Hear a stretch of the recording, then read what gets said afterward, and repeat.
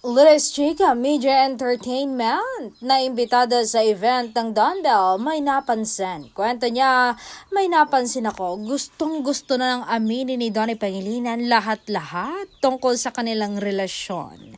Kaso si Belle, ang may ayaw, parang wag muna babe, pero mapang-asar itong si Donnie, talagang loko-loko, talagang pinaparinig pa ang tawagan nilang babe. Ako naman, bilang fans din nila, kilig to the bone talaga ako. Kaya't maging kampante tayo na mga Donbell fans.